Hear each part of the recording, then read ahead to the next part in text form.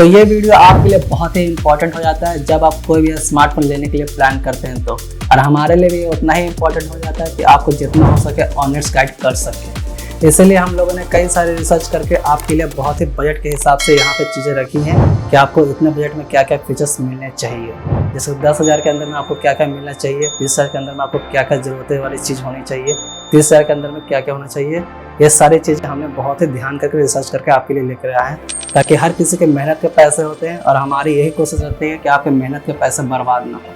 तो let's start. Probably आपको ये चीज़ें नोट करनी चाहिए कि आपने पिछले 1 या 2 साल में अपने फ़ोन में क्या क्या यूज़ किया है और किन किन चीज़ों की ज़रूरत है। ये चीज़ें आप नोट डाउन करिए, क्योंकि आप यही चीज़ें की कमी की वजह से आप नया फ़ोन लेने के बारे में सोचते हैं। तो आपका बजट अगर 10,000 के अंदर है तो आप इंश्योर हो जाए कि आपको 5G फ़ोन ही लेना है। अगर हो सके तो 4G आप स्किप कर सकते हैं। इतने बजट में अगर स्टोरेज की बात करें तो आपको मिनिमम स्टोरेज 128 GB लेना होगा। अगर आप 64 GB की तरफ मूव करते हैं तो ये आपके लिए फ़ोन में इनफ नहीं है, और इसके साथ आपको रैम 6 GB का मिनिमम चाहिए। साथ में प्रोसेसर के लिए बात करें तो प्रोसेसर में आप अगर स्नैपड्रैगन ले रहे हैं तो मिनिमम 695 होना चाहिए, और अगर आप डायमेंसिटी यूज कर रहे हैं तो 6070 का वहाँ पे आप ले सकते हैं। और डिस्प्ले के लिए अगर देखें तो मिनिमम 90 हर्ट्ज का रिफ्रेश होना चाहिए। यहाँ पे आपको एमोलेड डिस्प्ले नहीं मिलता है, यहाँ पे आपको फुल HD ही डिस्प्ले देखने को मिलेगा। और साथ में बैटरी के लिए आप यहाँ पे 5000 का mAh बैटरी आपको यहाँ पे मिल जाएगा इस प्राइस रेंज के अंदर। और इसके साथ साथ अगर फिंगरप्रिंट देखें तो आपको साइड माउंटेड फिंगरप्रिंट हो तो बहुत ही बेहतर है, अगर बैक में दिया रहे तो आप इसे स्किप करें। और इसके साथ एंड्रॉइड के लिए देखें तो 14 आपको लेना चाहिए, जो कि बिल्कुल अभी लेटेस्ट है, और साथ में इसके साथ 1 साल का आपको सिक्योरिटी अपडेट भी मिलेगा। तो ये फोन आपके 10,000 के अंदर बजट में 1 साल के लिए इजीली चल जाएगा बिना किसी प्रॉब्लम के। 10,000 के अंदर आपको किसी भी ब्रांड के पीछे नहीं भागना चाहिए। जो भी ये ब्रांड ये सारी चीजें ऑफर करती है तो आप इसे ले सकते हैं। आपका बजट अगर 15,000 तक का है तो सबसे पहले आपको प्रेफर करना चाहिए डिस्प्ले को लेकर के, क्योंकि यहाँ पे बहुत सारे ब्रांड्स है जो कि एमोलेड डिस्प्ले आपको यहाँ पे ऑफर करते हैं, जिसका रिफ्रेश रेट लगभग 90 से 120 हर्ट्ज तक का मिल जाएगा। इसके अलावा आपको यहाँ पे मिनिमम स्टोरेज 128 GB का होना चाहिए, साथ में 8 GB रैम भी, जिसमें अगर आप प्रोसेसर की बात करें तो स्नैपड्रैगन मिनिमम 778 का प्रोसेसर होना चाहिए, जिसका एंट्रोपी स्कोर लगभग 3.5 लाख से 4 लाख के ऊपर हो तो और भी बेहतर है। इसके अलावा कैमरा की बात करें तो इसमें आपको कैमरा का वीडियो सेटअप देखने को मिल जाता है तो बहुत ही बेहतर है। इसका साथ साथ 48 मेगापिक्सल का मेन कैमरा और एक अल्ट्रा वाइड कैमरा भी होना चाहिए। पिछले 2023 में देखें तो हर एक मोबाइल में धीरे धीरे कैमरा अल्ट्रा वाइड का हटाते गए हैं, पर अल्ट्रा वाइड बहुत ही जरूरी है। इसके बाद अगर आप एंड्रॉइड की बात करें तो एंड्रॉइड 14 मिल जाए, जो कि बिल्कुल लेटेस्ट है, और इसके साथ साथ अगर 1 साल का सिक्योरिटी अपडेट भी देखने को मिल जाए तब तो और ही बेहतर है। इस रेंज में अगर आपको इन डिस्प्ले फिंगरप्रिंट देखने को मिल जाए तब तो और बहुत ही बढ़िया है। इसके साथ साथ इसमें 5000 का mAh का बैटरी भी होना जरूरी है।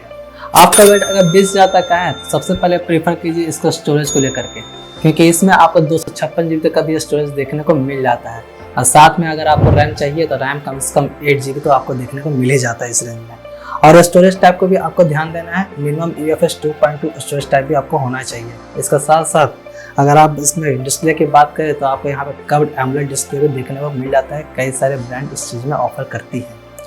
और अगर प्रोसेसर की बात करें तो अगर स्नैपड्रैगन को ले रहे हैं तो 7S Gen 2 का 7050 आपको प्रोसेसर प्रेफर करना चाहिए, और अगर क्वालकॉम का है तो मिनिमम 778 होना चाहिए। इसके अलावा इसमें आपको बैटरी के साथ साथ फास्ट चार्जिंग भी होना चाहिए, जिसका साथ साथ आपको बैटरी मिनिमम 5000 का भी रहे तो बेहतर है।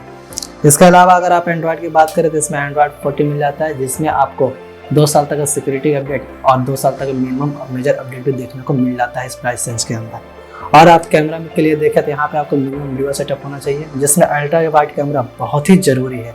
अगर आप वीडियोग्राफी के पर्पज से ले रहे हैं तो इसमें OIS आप सेंसर जरूर देखें, जिससे वीडियो में सिकनेस देखने को नहीं मिलता है। एक बात और, अगर आप फोन घर से बाहर ज्यादा यूज करते हैं सनलाइट में तो मिनिमम आपको यहाँ पे देखना है कि कितना इसका पिक ब्राइटनेस है। मिनिमम पिक ब्राइटनेस यहाँ पे 1400 से 1500 के रेंज में होना चाहिए।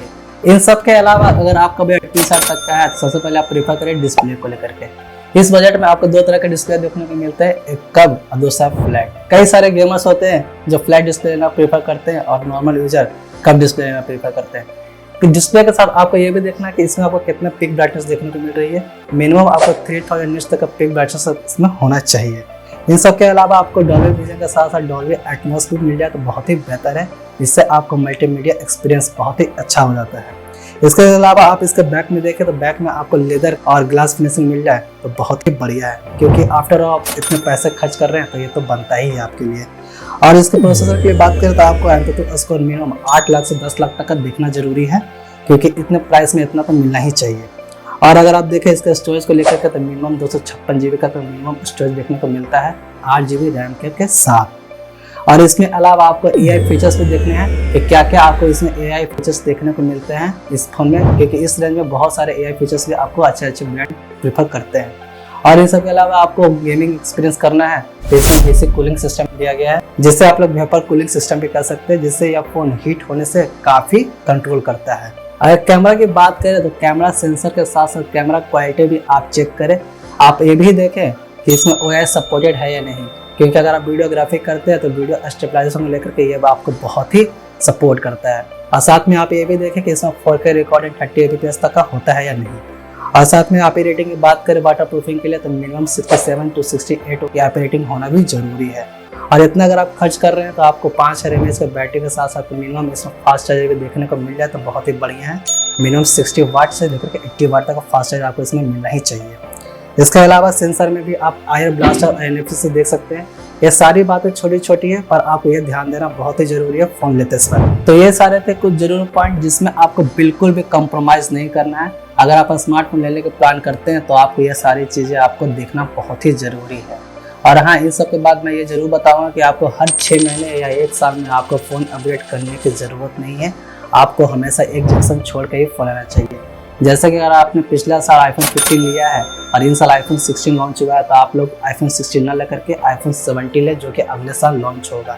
ये सारी चीज़ें हमने बहुत ही ध्यान करके रिसर्च करके आपके लिए लेकर आए हैं, ताकि हर किसी के मेहनत के पैसे होते हैं और हमारी यही कोशिश रहती है कि आपके मेहनत के पैसे बर्बाद ना हो।